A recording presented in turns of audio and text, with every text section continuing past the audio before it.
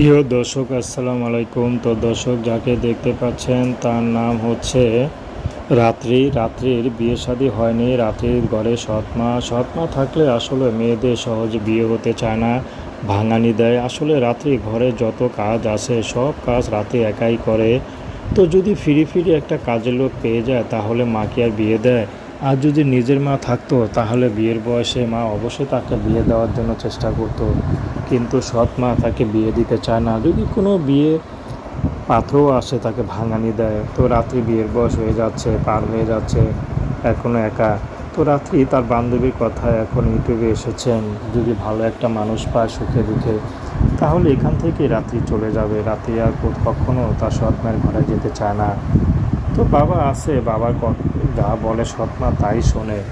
এই জন্য রাত্রি এখন একমাত্র আশা ভরসা হচ্ছে স্বামী। যদি স্বামী ঘর এমন একটা পেয়ে যায় ভালো একটা মানুষ, তাহলে রাত্রি আর কখনো সেখান থেকে আসবে না।